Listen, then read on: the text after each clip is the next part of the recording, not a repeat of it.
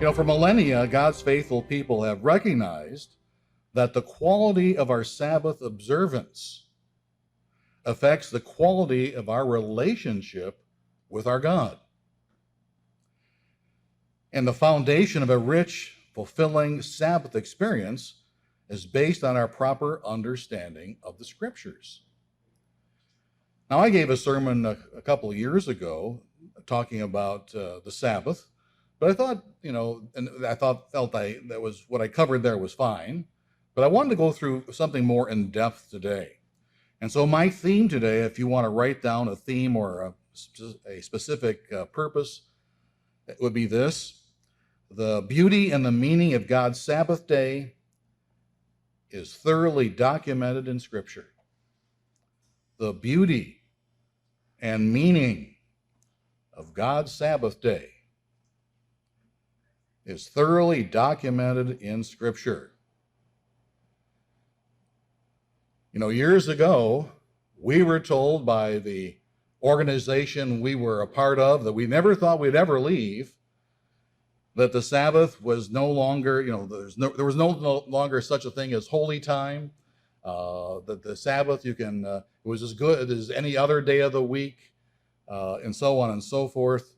It was not incumbent upon New Covenant Christians to keep, and this and that and the other.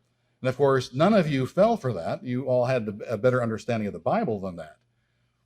But as time goes along, as you see what's happening in our country today, if we've got eyes to see, our country is crumbling. Just as, we used to think prior to 1994 that what was going to happen in church, we'd have all this persecution from the outside, and that was going to be the reason so many of us would leave, so many people would leave the church. Well, it happened from within, didn't it? And we're seeing the same thing in our country today. It's happening from within. Just the other day, I was watching online a newscast about, I think it was the state of California. And they showed a man who was shoplifting. Now, he wasn't running for his life out the door with his goods. Maybe some of you saw the clip. This man had a backpack on. The backpack was literally this wide. It was from his head to below his bottom. It probably ballooned out this deep. It was full of goods. He's walking out the door. Nobody is stopping him. Nobody arrested him. And apparently in California now, the law says that you can steal up to $1,000. What kind of country have we become? The Olympics. I used to love watching the Olympics. I don't think I'm going to watch the Olympics this year because I don't want to be pulling. Normally you want to pull for the red, white, and blue, but when you find some of these athletes, they win. They're on the winner's podium. One of the three medals, and then they turn their back when the flag is being shown or when the national anthem is being played. That gets me mad. There are plenty of people in this world who would die to live in our country. And we've got people who are so spoiled, they don't know what they have. Part of the goal for me giving this sermon is we need to really appreciate what God has given to us spiritually. Because there will be people who will ask us the reason of the hope that's within us. And we certainly want to make sure that we understand one of the hallmark characteristics of our faith, which is keeping God's Sabbath. So let's begin. We're going to start here going through things that are really very basic, but basic is good. If you want to be a good soldier, you go through basic training. Basic is good. Keeps you alive. Let's ask the question, why do we observe God's Sabbath day? Let's ask that question now, and let's answer that question. That's one of my major points. Let's go to Deuteronomy, we could go there, but let's go to Exodus chapter 20. Exodus chapter 20. And we're speaking specifically about the Sabbath day.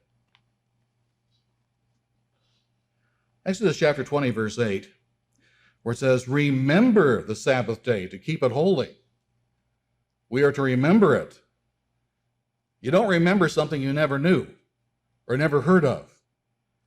The Sabbath was made in Genesis chapter 2. Remember the Sabbath day to keep it holy. 6 days you shall labor and do all of your work, but the seventh day is the Sabbath of the Lord your God. In it you shall do no work, you nor your son, nor your daughter, nor your male servant, nor your female servant, nor your cattle, nor your stranger within your gates. For in 6 days the Lord made the heavens and the earth, the sea and all that is in them, and rested the seventh day. Therefore the Lord blessed the Sabbath day and hallowed it. When people say any day of the seven is fine, that's not what God says. God took the seventh day and he blessed that day. God took the Sabbath day and hallowed that day. It's special. It's holy. And when the people who we used to fellowship with said there's no such thing as holy time, well, they seem to have forgotten Exodus chapter 20 and verse 11. There is such a thing as holy time. God made it that way. Now, in your notes, I'm not going to turn there, but you can also write down Deuteronomy chapter 5, verses 12 through 15, which is the reiteration of the giving of the Sabbath command to the children of Israel before they were about to enter the promised land. You also can put down Hebrews chapter 4 and verse 9 if you want a complete set of notes, what we went through in the sermonette. Now, let us reason together. I've got some reasoning here about why we observe the Sabbath day. In the Ten Commandments, God instructed mankind to work on the first day of the week. He commanded us to work on the first day of the week. Now, we've got things called blue laws in this country, where there's laws where you don't work on Sunday, and yet God said, go ahead and work on Sunday. You know, there's a well-known food chain that is closed on Sunday. They make really great cookies, and they do a lot with chicken. There's also a store that my wife likes to go to that sells knickknacks for the home, and they're always closed on Sunday. You know, the people who are doing this, brethren, they mean well. I'm not trying to make fun of them. They mean well, but God has not called them to understand this. But maybe one of these days, some of these same people will come to you and ask, well, why do you keep the Sabbath? And we need to be able to tell them. In Ezekiel chapter 46 and verse 1, I'm not going to turn there, but in Ezekiel 46 and verse 1, God himself calls the first day of the week a work day. God calls it a work day. Now, none of the patriarchs ever kept the first day of the week as a holy day. None of the prophets ever kept the first day of the week as a holy day. Neither did the apostles. The apostles never rested on Sunday. And there's no biblical law from Genesis to Revelation. There is no biblical law enforcing the keeping of Sunday. Now, here you might want to put down, and I'm going to quote a number of these because if I had you turn to them, you'd turn to 1,000 scriptures. But Romans chapter 4 and verse 15, Romans 4:15 says, where there is no law, there is no transgression. There is no law about Sunday observance, and so there is no transgression. People in certain churches are made to feel bad if they work on a Sunday, and yet there's no law saying we should be working or not working on a Sunday. So why do we keep the Sabbath day? Very obviously, because God commands that we keep the Sabbath day. A second reason we keep the Sabbath day. The Sabbath pictures God as creator and us as the creation.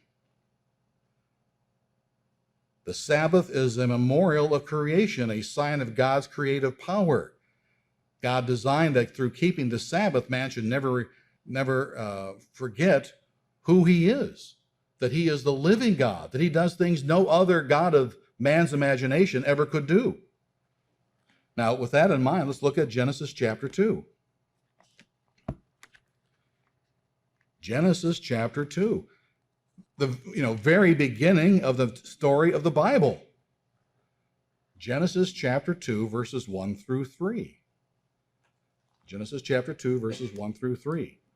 Thus the heavens and the earth and all the host of them were finished. Genesis 2:2. And on the seventh day God ended his work which he had done, and he rested on the seventh day from all of his work which he had done.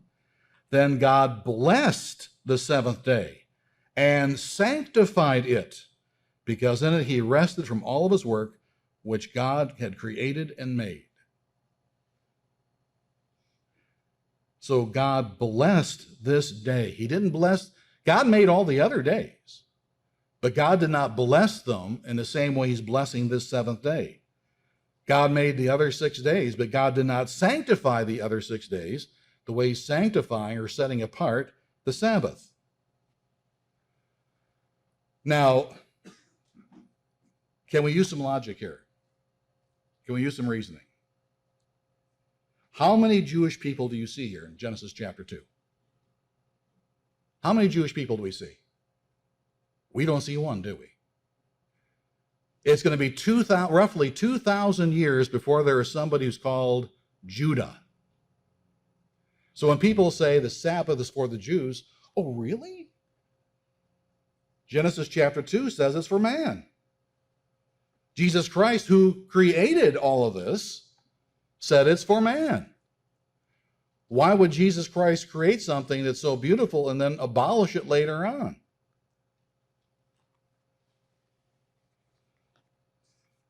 By way of contrast, God did create the other 6 days of the week. However, the Sabbath is very special to God. He set it aside for a very special purpose. The other 6 days, the purpose for those days is to work.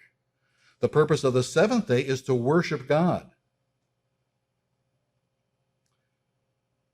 I'm not going to turn there. You could if you want to, which is a page over. Genesis chapter 1, verses 1 through 5. The very first thing recorded in the book of Genesis is the work God did on the first day of the week. He worked on that first day. The first thing the Bible talks about is the work God did on Sunday. So if the Creator works on a Sunday, why shouldn't we work on a Sunday? Brethren, Sunday is never called a day of rest from beginning to end of Scripture. God did not rest on Sunday.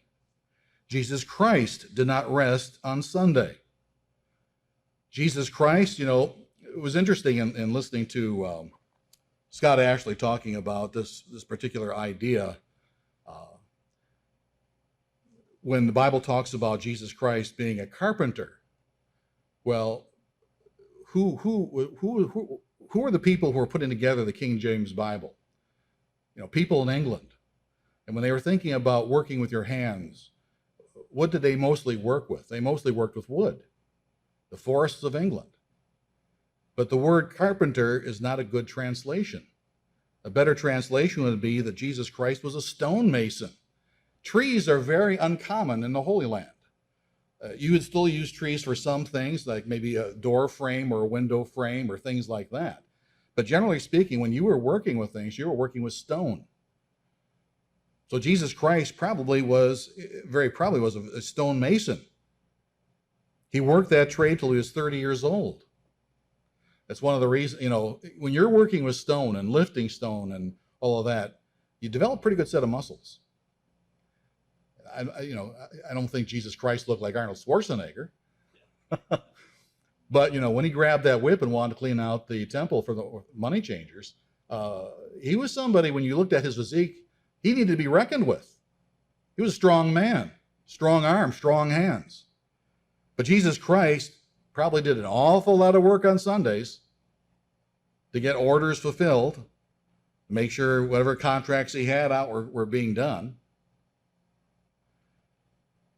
Third thing, we observe the Sabbath day because God hallowed the Sabbath.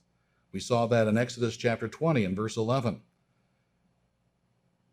The word hallowed comes from Strong's number 6942. Strong's number 6942. It means to consecrate, to sanctify, to dedicate, to be hallowed, to be holy, to be separate. So God did all of that with the weekly Sabbath, not with the other 6 days of the week. God never blessed Sunday. Christ never blessed Sunday. Sunday has never been sanctified in the Bible. Nobody who ever written a single word in the scriptures ever said one word in favor of Sunday as a holy day. Now, I've got some very juicy quotes from the Catholics themselves, from the Protestants themselves, where they will attest to that fact. There's no place in the Bible where we are told to go from Sabbath keeping to Sunday keeping. It's just not there in the Bible. Number 4, God blessed the Sabbath. I know I'm kind of repeating some ideas, but they work so well together. God blessed the Sabbath. Brethren, if we don't observe the Sabbath day, we walk away from a blessing from God. Do you want to walk away from a blessing from God? I don't want to walk away from a blessing from God. The Sabbath is a day of a special grace not conferred on any other days. God desired to bestow a special blessing on the Sabbath. Again, we see that in Exodus chapter 20, verse 11. Again, by way of contrast, no blessing is promised for Sunday observance. None. And number 5, the Sabbath was made for man. Let's look at Mark chapter 2.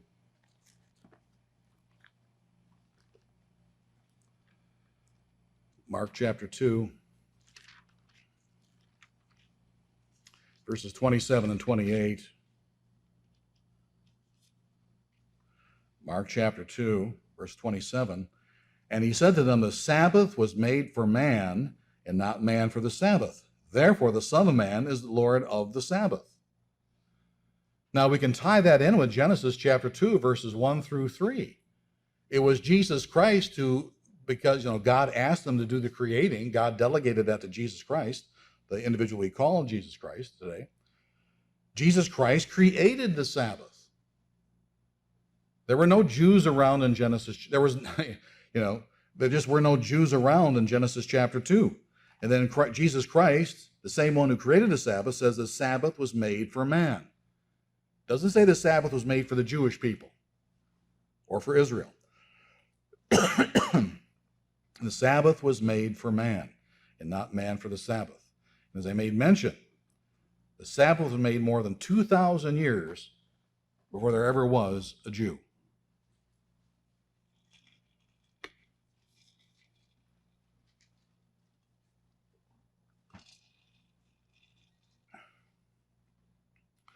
Now, let's dig on a little deeper. We're going to take some of the points I've already given you and dig a little deeper.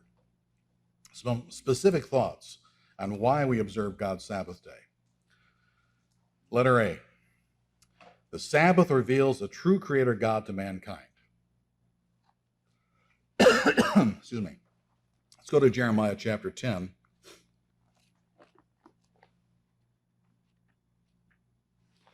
Jeremiah chapter 10.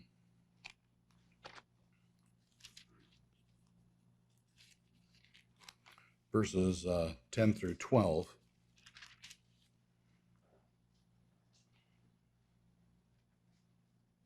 Jeremiah 10:10. But the Lord is the true God. He is the living God and the everlasting King. At his wrath the earth will tremble, and the nations will not be able to endure his indignation. Thus you shall say to them, the God that have not made the heavens and the earth shall perish from the earth and from under the heavens. He has made the earth by his power. He has established the world by his wisdom, and he stretched out the heavens at his discretion. No other God does that. No other God can do that. Our God is the true God, and that God wants us to worship him, and we worship him on the Sabbath day as the Creator. We remember we are the created, and that tells us something. That whatever the Creator says, we must listen to. He knows what's best for us. The whole of the Scriptures are a book written for our understanding so we can live a more prosperous life, both physically and spiritually. Excuse me. Brethren, think on this. Billions of the world's inhabitants today do not worship the true God. They don't worship the true God because they don't keep the true holy day of God, the Sabbath. You are in remembrance always of keeping the Sabbath, which keeps your mind focused on God. Which keeps your mind focused on God. Let's look at John chapter 17.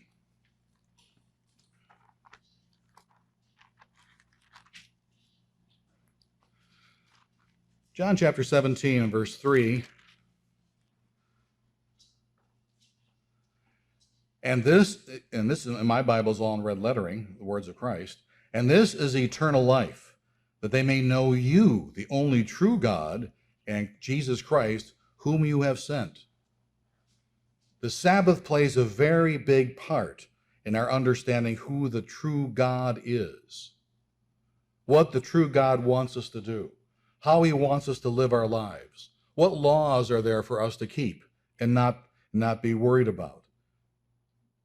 God tells us not to be worried about the laws of man when they break, his commands, or the philosophical ideas of man that are just so much vanity. No, God gives us the true worth, true value in his word. In your notes, you might want to jot down John 10, verse 10, that Christ came to give us the abundant life. And that abundant life is made available to us as we are Sabbath observers, as we come to church on the weekly Sabbath to be taught, to be educated, to be inspired.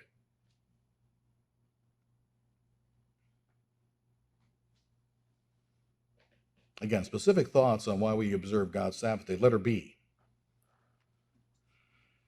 Letter B, the Sabbath reveals the true sanctifying God to mankind. The true sanctifying God. Let's go to Exodus chapter 31.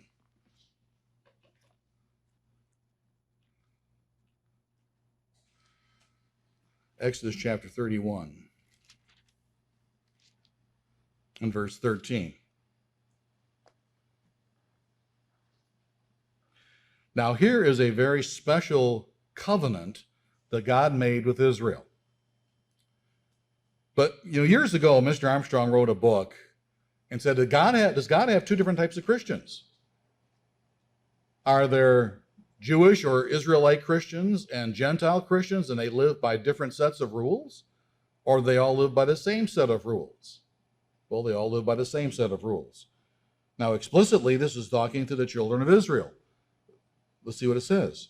Speak also to the children of Israel, saying, surely my Sabbaths you shall keep, for it is a sign between me and you throughout your generations, that you may know that I am the Lord who sets you apart. The Sabbath reveals that God sanctifies us, sets us apart from the rest of the world, spiritually speaking, so we can understand the laws of God that he wants us to keep. We understand that we are to keep the Sabbath day. Because we are keeping the Sabbath, that we understand that God wants us to keep the holy days. Because we're keeping all of those, we have an understanding that God wants us to tithe so we can keep those holy days. And on the principles build one upon another. God setting us apart. Let's look at Ephesians chapter 2 for a moment. Ephesians chapter 2.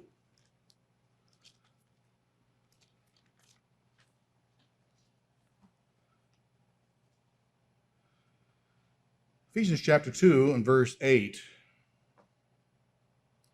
For by grace you have been saved through faith, and that not of yourselves, it is the gift of God, not of works, lest anyone should boast.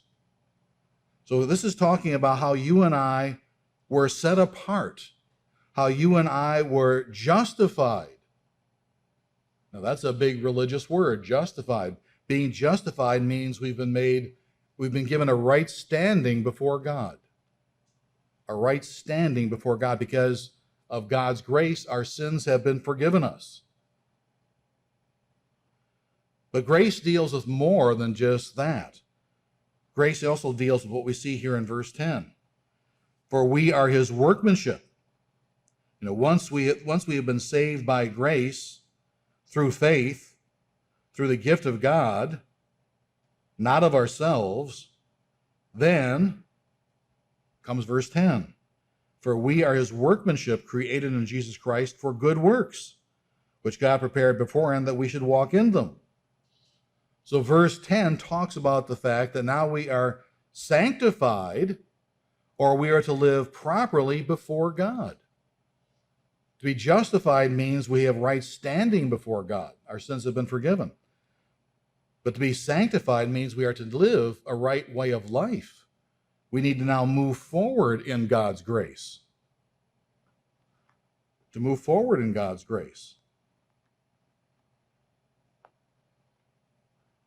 Again, going more deeply into some of the specifics of Sabbath observance, letter C. Letter C. The Sabbath reveals the true liberator God to mankind. Now, Satan does a wonderful job, doesn't he? He wants people to realize or to think that the Sabbath is a tremendous burden. It's this horrible thing. It's like a plague upon mankind. But that's not the way God views it. That's not the way we view it. The Sabbath reveals God as being a liberator. Let's go to Deuteronomy chapter 5, the second giving of the commandments. Deuteronomy chapter 5, and look at verse 15.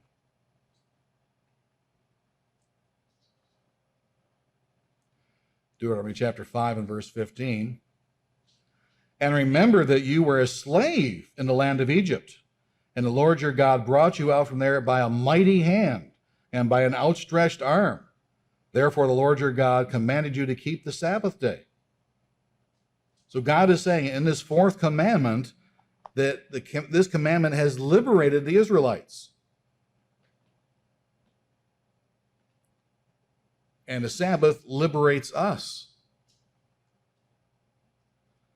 Brethren, because we observe the Sabbath, and because we understand other truths of God as a result of us being Sabbath keepers, we also understand prophecy.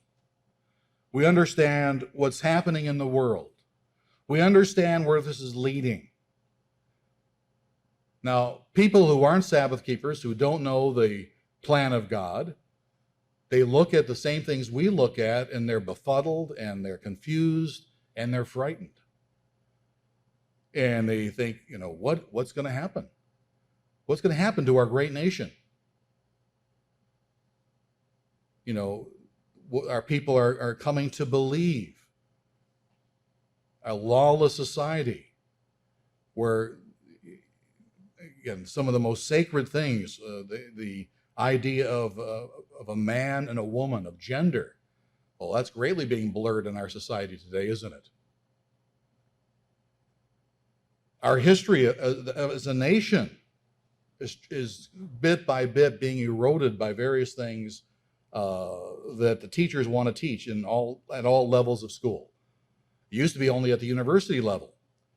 Now the largest teachers union in the country wants to teach the critical race theory. The largest teachers union in the country, where if you're a white person, you're bad. You're an oppressor. If you're a black person, you're oppressed. Or if you're a person of color, you're oppressed. Now that's simply, patently not true. White people can be oppressors, but black people can be oppressors, and brown people can be oppressors, and red people can be oppressors. And all people of all colors have been oppressed in times gone by. But these things are eroding our nation. They're taking our nation down a path to bondage. Let's take a look at Romans chapter 6.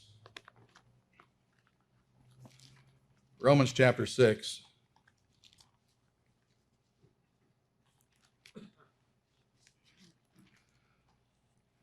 And verse 6. Romans chapter 6 and verse 6. Knowing this, that our old man was crucified with him, that the body of sin might be done away with, that we should no longer be slaves of sin. For he who has died has been freed from sin.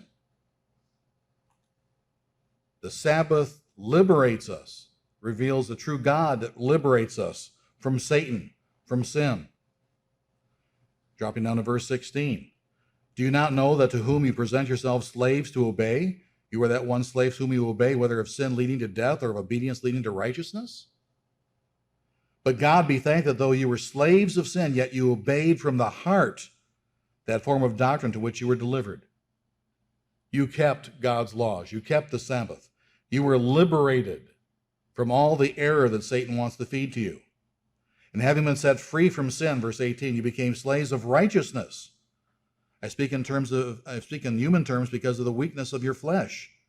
For just as you present your members as slaves of uncleanness and lawlessness leading to more lawlessness, so now present your members as slaves of righteousness for holiness.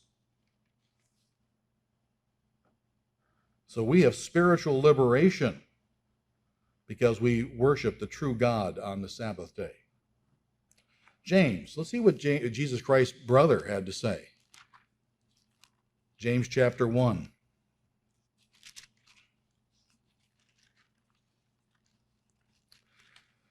James chapter 1 verse 25.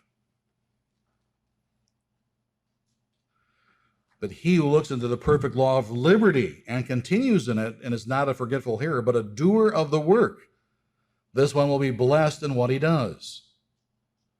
God's law is a law of liberty. In chapter 2 of James, in verse 8, it's called the royal law. In James chapter 2, verse 12, it's called the law of liberty. This comes as a result of our keeping the Sabbath. The Sabbath reveals the true liberator God. And we would not know that God and that liberation if it weren't for us keeping the Sabbath. I remarked about this earlier in a sermon, but let's look at Matthew chapter 11. Matthew chapter 11, verses 28 and 29. Where it says to verse 28, "Come to me, all of you who labor and are heavily laden, and I will give you rest. Take my yoke upon you and learn from me, for I am gentle and lowly in heart, and you'll find rest for your souls. For my yoke is easy and my burden is light." Jesus Christ, the Lord of the Sabbath, gives us rest, gives us liberty from bondage, from Satan, from the things of Satan.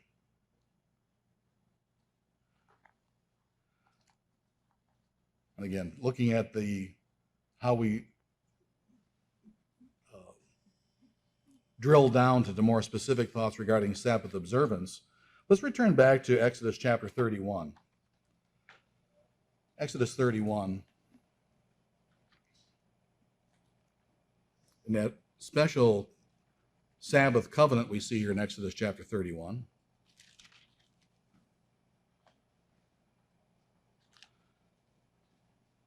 The Sabbath, letter D, specific thoughts regarding Sabbath observance. The Sabbath is a sign of God's people. Just yesterday, I received a phone call from somebody in Racine, Wisconsin, and they were wanting to come to services. And they didn't know if where they wanted to go. They live in Kenosha. It looked like they lived in Racine, but he said he lived in Kenosha. He says, well, maybe I should go to Milwaukee. And I said, well, you're fine to go to Milwaukee. It's fine to, wherever you want to go. Milwaukee's probably closer from Kenosha, I would think. He said, well, maybe I can come to Hinsdale. I said, come to Hinsdale? Well, you can come to Hinsdale if you want to. He said, I think I make it as many minutes to Hinsdale as to Milwaukee. So anyhow, he's not here today. So we know that. But it was interesting. The man believes in the Sabbath, believes in the holy days. I asked him if he was looking for a more messianic type of a church. He said he did. I said, well, I really don't think this is, we want it to be a good fit for you when you come. And I don't think that would be a good fit if that's what you're looking for. But you're certainly welcome to come and listen if you'd like. But the Sabbath, rather than we're seeing here in Exodus 31, the Sabbath is a sign of God's people. Let's look at this again. We read verse 30. Let's start again with verse 13. Speak also to the children of Israel, saying, surely my Sabbaths you shall keep, for it is a sign between me and you throughout your generations, that you may know that I am the Lord who sets you apart. So it's a sign of the true God, but it's a double sign. It's also a sign of God's true people. It's a sign of God's true people. Verse 14, you shall keep the Sabbath, therefore it is holy to you. Everyone who profanes it shall surely be put to death. For whoever does any work on it, that person shall be cut off from among his people. You know, God is not saying here, well, keep the Sabbath if you want. It's an elective. You know, no, it carries a pretty big penalty if you don't keep it. You die. Verse 15, work shall be done for 6 days. And that includes the first day of the week, Sunday. Work shall be done for 6 days, but the seventh day is the Sabbath of rest, holy to the Lord. Yes, there is such a thing as holy time. God says so. I don't care what the people in Pasadena say. They're not God. Work shall be done for 6 days, but the seventh is a Sabbath of rest, holy to the Lord. Whoever does any work on the Sabbath day, he shall surely be put to death. Therefore, the children of Israel shall keep the Sabbath, to observe the Sabbath throughout their generations as a perpetual covenant. Who is the one speaking to the Israelites here? It is Jesus Christ. Why would Jesus Christ talk about a perpetual covenant just to abolish it down the road? Verse 17, it is a sign between me and the children of Israel forever. And notice why. For in 6 days the Lord made the heavens and the earth, and on the seventh day he rested and was refreshed. God wants us to rest and be refreshed, physically and spiritually. It's a sign, a perpetual sign forever. And again, as Mr. Armstrong pointed out, as logic tells us, God doesn't have two different types of Christians, Gentile Christians and Israelite Christians. If this covenant is imposed on the people of Israel, it's also for us, for the Gentiles as well. Let's turn our attention now to some eye-popping admissions from the world of religion. Before we do that, though, let's take a look at another scripture, Matthew chapter 28. In Matthew chapter 28, we see Jesus Christ talking.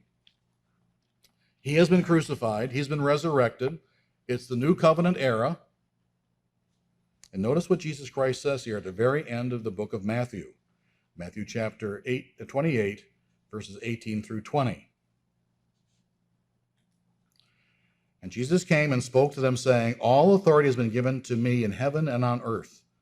Go therefore and make disciples of all the nations, baptizing them in the name of the Father and of the Son and of the Holy Spirit, teaching them to observe all things I have commanded you. Where do we see Jesus Christ commanding Sunday and Christmas and Easter and Halloween and Valentine's Day and all those things? We don't see that, do we? Teaching them to observe all things I have commanded you, and lo, I'm with you always, even to the end of the age. You know, Jesus Christ was with his men for, 40 days after his resurrection?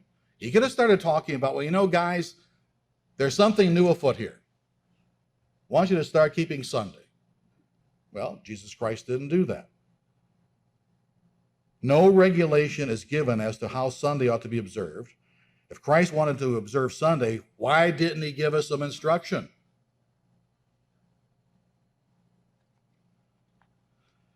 People talk about what was done after the death of Jesus Christ.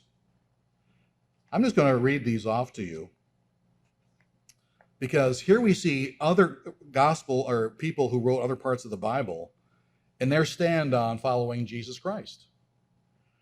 1 Corinthians chapter 11, verse 1. The Apostle Paul says, imitate me just as I also imitate Christ. Paul imitated Christ. Christ kept the Sabbath. Christ kept the holy days. Christ tithed. Christ made sure he ate only what God told him to eat.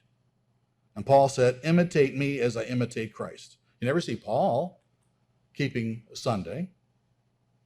James, the Lord's brother, in James chapter 4 and verse 12, I'll read this for you. There is one lawgiver who's able to save and to destroy. Who are you to judge another? One lawgiver. That's God. It's not the Holy Roman Catholic Church. One lawgiver. There was no Holy Roman Catholic Church at this point. Peter wrote in 1 Peter chapter 2 and verse 21, for to this you were called, because Christ also suffered us, leaving us an example that we should follow his steps. And as I've said in the past, that section of Scripture is explicitly talking about following Christ as in our being persecuted. But the principle is valid that we follow Christ in everything. The Apostle John, 1 John chapter 2 and verse 6. He who says he abides in him, in Jesus Christ, ought himself to walk just as he walked. So we're seeing all these men who are talking. We're seeing, James and Paul and Peter and John. And lastly, Jude, another one of Jesus Christ's brothers. Jude, verse 3. Beloved, while I was diligent to write to you concerning the common salvation, I found it necessary to write to you, exhorting you to contend earnestly for the faith which was once delivered to all the saints. The faith once delivered. Nowhere in that faith once delivered do we see Sunday worship. Now, let's take a look at what some of the churches have to say. This is from Encyclopedia Britannica, 9th edition, article on Sunday. And I quote, the earliest recognition of the observance of Sunday as a legal duty is a constitution of Constantine in 321 AD, enacting that all courts of justice, inhabitants of towns, workshops were to be at rest on Sunday, with an exception of ill favor of those engaged in agricultural labor. So the Encyclopedia Britannica says, well, it wasn't really a thing until 321 AD, keeping Sunday. From the Catholic Press, Sunday is a Catholic institution, and its claims to observance can be defended only on Catholic principles. From beginning to end of Scripture, there is not a single passage that warrants the transfer of the weekly public worship from the last day of the week to the first. The Catholic Press says that. James Cardinal Gibbons, in Faith of Our Fathers, 88th edition, page 89, says, you may read the Bible from Genesis to Revelation, and you'll not find a single line authorizing the sanctification of Sunday. The Scriptures enforce the religious observance on Saturday, a day which we never sanctify. Notice the admissions here. From the Convert's Catechism of Catholic Doctrine. Question, which is the Sabbath day? Answer, Saturday is the Sabbath day. Question, why do we observe Sunday instead of Saturday? Answer, we observe Sunday instead of Saturday because the Catholic Church in the Council of Laodicea transferred the solemnity from Saturday to Sunday. The church did this. We know there's one lawgiver, and it's not the Catholic Church. Protestants, let's not leave them out of the citations here. Dwight Moody, my grandfather graduated from Moody Bible Institute in Chicago. And I quote from Dwight Moody. He says, the Sabbath was binding in Eden and has been enforced ever since. This fourth commandment begins with the word remember, showing that the Sabbath already existed when God wrote the law on the tablets of stone at Sinai. How can men claim that this one commandment has been done away with when they will admit that the other 9 are still binding? From the Baptists, Dr. Edward Hissocks. writes, and I quote, "There was and is a commandment to keep holy the Sabbath day. But the Sabbath day was not Sunday.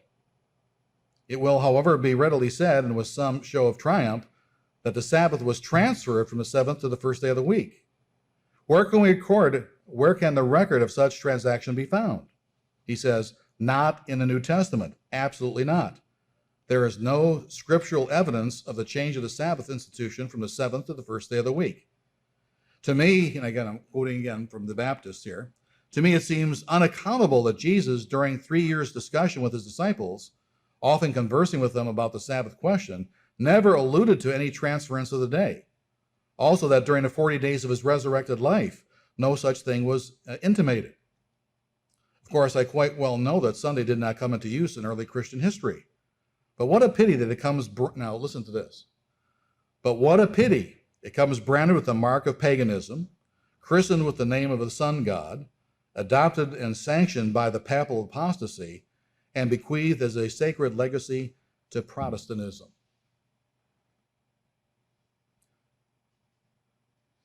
Last scripture. It's in Mark chapter 7. Mark chapter 7.